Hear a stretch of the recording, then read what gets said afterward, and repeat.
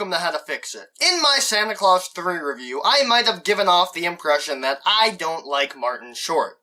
Well, that couldn't be farther from the truth. I happen to find him to be a very funny actor, and some of his characters, like Ed Grimley and Jiminy Glick, are characters that are very well known and loved in the public lexicon. So today, I'm going to give a positive review to a movie of his that is widely regarded and derided as his worst. Oh Canada, a 10-minute short film made for Disney to play in the Canada section of the World Showcase at Epcot. I can't see why people hate this movie. It's a very informative film about the great nation of Canada, a land that I never shall lampoon. The movie starts out with the narrator giving a bad summary of Canada, and then Martin Short shows up to set the record straight. Huh? Wait, what? Clifford? Yes, Clifford, Martin Short's lowest-rated movie on Rotten Tomatoes. Yes, even lower than the Santa Claus 3. Roger Ebert gave it a half-star out of 4. But Short himself has said in his memoir, I must say, that while the critics hated it, he has gotten praise for the movie from fans and from a famous actor. That actor was Nicolas Cage, so maybe we shouldn't trust the opinion of the guy who owns both a haunted house and a pyramid tomb. The film features a then 40-year-old Short playing a 10-year-old boy who destroys the lives of all adults around him. But I promised to give a positive review, so let's get straight into Clifford. The movie starts out in the not-too-distant future, insert MST3K joke here, of 2050, where Clifford is a priest who is dealing with a problem child, Roger, played by Ben Savage, who plans to run away from the school because he doesn't like how the adults never let him have fun, and Clifford sits him down to tell him a story about when he was a kid. Clifford is that kid who you hate sitting in front of on a plane, using his tray table to launch his dinosaur toy named Stefan, and he really shouldn't piss the woman in front of him off, cause if he does, when she gets home, she is going to make things really bad for Colonel Potter, Father Mulcahy, and Klinger. Yeah, that's Brandis Kemp, who played Alma Cox on Aftermath. Anyway, Clifford then goes on to piss his parents off, and then goes up to the cockpit to beg the pilot to land in Los Angeles, so he can go to Dinosaur World, an amusement park that he really wants to visit. The pilot says that he can't land the plane except for an emergency, and that gives Clifford an idea. He shuts down the engines, and the plane starts to nosedive. And that's why kids aren't allowed in the cockpits anymore. The pilot regains control and is forced to make an emergency landing in where else but Los Angeles. Then Clifford explains about his Uncle Martin, played by Charles Grodin, who had two dreams, to create a public transit system for LA and to marry Sarah, played by Mary Steenburgen. Which seems to be working, seeing as they're engaged to be married and he's working on the transit system for LA. He surprises her with a house on a cliff, but she isn't satisfied because she wants kids and Martin doesn't. And she can tell because a house on a cliff isn't known for being terribly safe for children. He gets into a fight with Sarah about it and she leaves, as he tries to tell her how much he loves children. And who happens to call? Clifford's dad, asking him to take Clifford off his hands, since Clifford is now on the no-fly list. Martin agrees so he can show Sarah how good he is with kids. He picks Clifford up, and Clifford steals all the luggage from the baggage claim. Clifford is excited since Martin has an unlimited pass to Dinosaur World because he designed one of the rides. They go to see Sarah, and she's charmed by Clifford, who develops a crush on her. Martin takes Clifford to work with him, and he has a meeting with his boss, who tells him to completely redesign his transit system in a very short amount of time, meaning Clifford can't go to Dinosaur World yet. Clifford freaks out, and Martin stops at a gas station to get Clifford chocolate to appease him, and Clifford sees a van next to them with a family all ready to go to Dinosaur World, and one of the kids is in a dinosaur costume who needs to use the restroom. Which gives Clifford another idea. Martin comes out and starts looking for Clifford, checking in the bathroom, finding the kid wearing Clifford's clothes, leading to him dragging Clifford out of the van, causing the kid's mother to freak out and attack Martin. Martin takes Clifford home and grounds him for his behavior, rightfully so, and Clifford vows revenge. That night, Sarah's parents are having their anniversary dinner, and Martin takes Clifford along, who decides to ruin Martin's night and embarrass him in front of Sarah's father, played by G.D. Spradlin, who played R.J. Hacker in Canadian Bacon. Clifford spikes his Bloody Mary with Tabasco sauce, replaces his chapstick with lipstick, and to top it all off, uses Martin's answering machine message and part of an argument they had to fabricate a bomb threat, getting Martin arrested at the party in front of everyone. The cops interrogate Martin, and he discovers Clifford's revenge and gets angry. He sits Clifford down and has an honest heart-to-heart, explaining how he knows how Clifford feels about Dinosaur World, since he felt the same way about an amusement park he wanted to see as a kid, and sends Clifford to his room to write a confession for the cops to sort the whole bomb threat thing out. Martin gets to work on his revisions of the transit system, and when he goes to get lunch, discovers that Clifford is planning on going to San Francisco to see Sarah, who went on a business trip with the boss. Martin runs after him and forces his way onto the train looking for him, but Clifford never got on the train, meaning Martin is on his way to San Francisco, and Clifford uses the opportunity to throw a house party at Martin's place. Martin calls up to discover this, and he is none too pleased. On his way to the airport, he sees Sarah sharing a lovely dinner with the boss, and she seems to be having a wonderful time. The boss, or as he says, everyone at the company, got her a necklace, which he puts on her to her neck, and as he finishes, Sarah spots Martin in the window and goes to confront him. Martin tries to explain that Clifford tricked him into going to San Francisco, but shock of shock, she doesn't believe him, and finds his comments about Clifford being a monster very offensive, and says that they can't get married because he'd do the same thing if Clifford was his kid, discounting the fact that Clifford is in fact a monster as Martin says. She leaves him and goes back to dinner, leaving Martin heartbroken. Clifford is having the time of his life at the party, where Martin Short gives his Martin Shortiest performance of the movie yet. The boss forces himself onto Sarah, and in defense, she rips his toupee off, giving payoff to a comment Clifford had made earlier in the film. Martin fumes on his plane ride back, prepared to rip Clifford limb from limb, and Clifford tries an innocent act, but Martin doesn't buy it, and nails the doors and windows to his room shut. Sarah shows up the next morning, and she pulls the boards off the door and helps Clifford out, as Martin shouts about how Clifford is evil, which she still doesn't believe, so she takes Clifford away from Martin. Martin is happy to be rid of him and looks for the cassette he has his files on, which is missing. He finds it taped to the bottom of a drawer and takes it with him to the press conference for the new transit system. He pops in the cassette and it demolishes the model, because cassettes can do that apparently. Martin gets fired, and it's now his turn to plot revenge for Clifford, who has been nothing but a perfect angel for Sarah.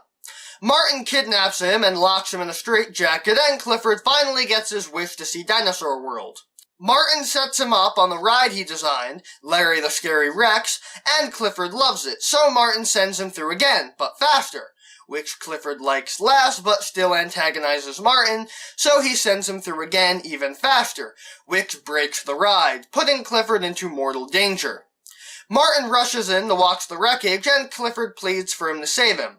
Martin considers letting him die for the good of humanity, but decides to jump in anyway and saves Clifford. Martin rips into Clifford, telling him he isn't human, but a destructive, hated creature, and Clifford realizes that he cares how Martin feels about him, telling Roger that he had an epiphany that day, realizing that if you destroy everyone in the way of your dreams, you end up alone without dreams, and it inspired him to turn his life around. Roger decides he's not going to run away and asks if Martin ever forgave Clifford.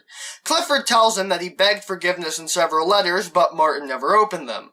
Sarah, however, did get back in touch so he could be the ring bearer at her wedding. To Martin, where Martin finally forgives Clifford, and the movie ends with Clifford telling Stefan that their mission is accomplished. We'll be right back.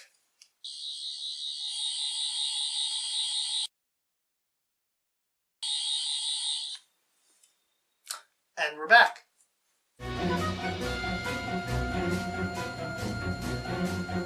The movie is really, really funny. I'll be honest, I wasn't expecting much, and I was blown away. The movie is great. The story is interesting, but the comedy is spot on.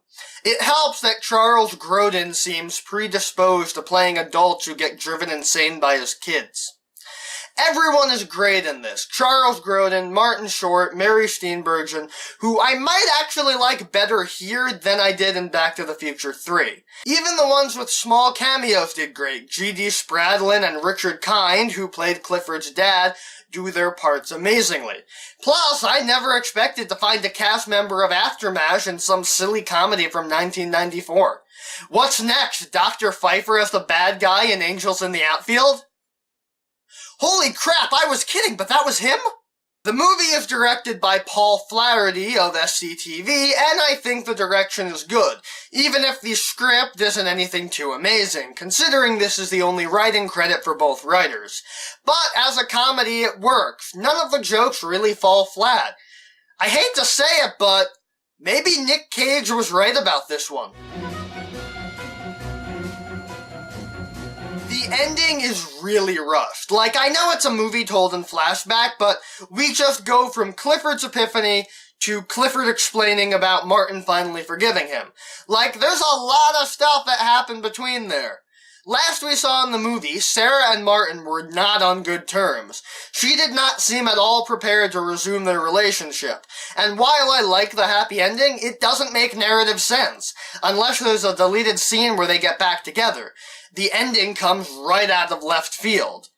Also, I don't know much about amusement park rides, but that looked like a lot of extensive damage to Larry the Scary Rex, and it just doesn't make sense to jump from that to a happy ending.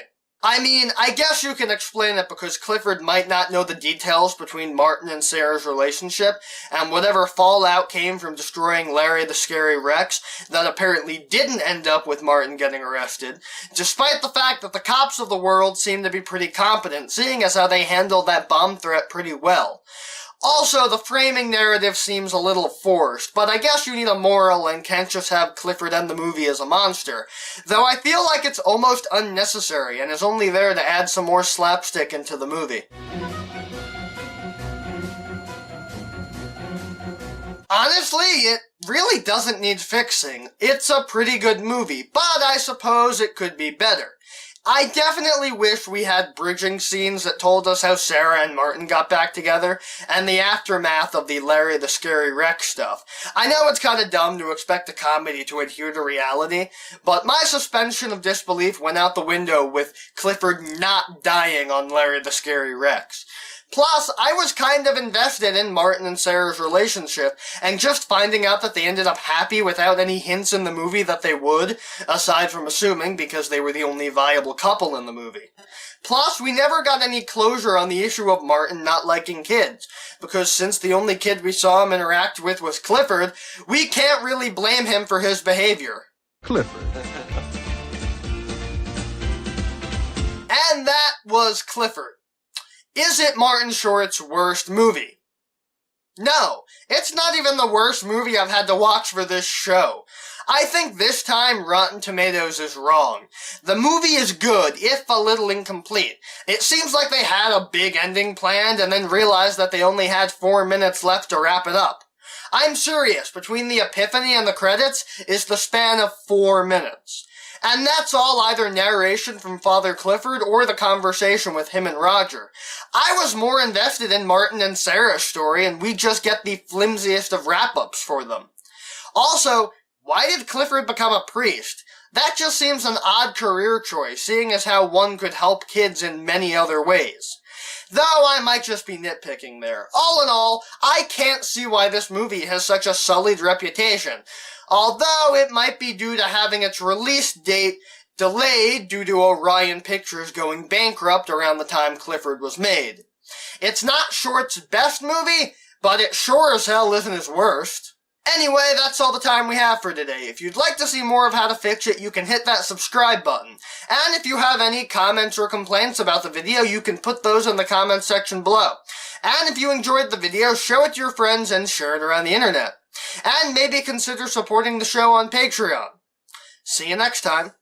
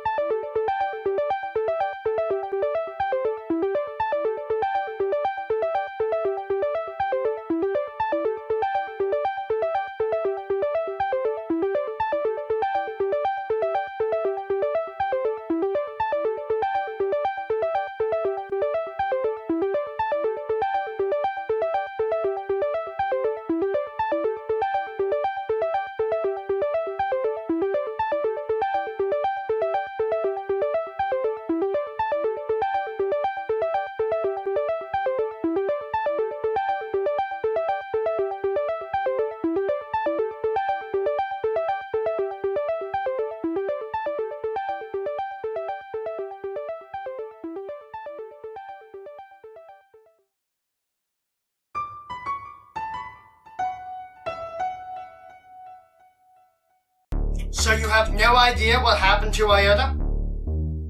No, I set Iota up in Sanctuary mode, went upstairs, and when I realized I didn't have my wallet, I came back down here, and Iota's circuits were fried.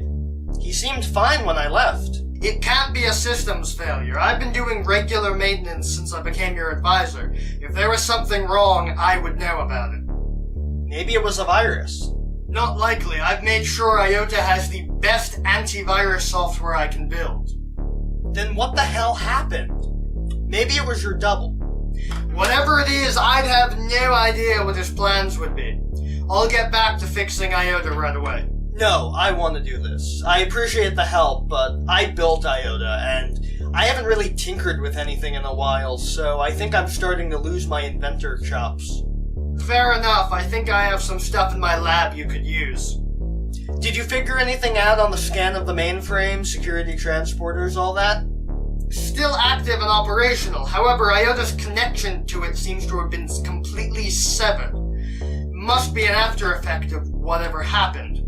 I'm planning on rerouting all computer commands to the main computer console, but I won't be able to get voice recognition back in place until Iota is, since all of the voice command software is inside of him. Get to work on that as soon as possible.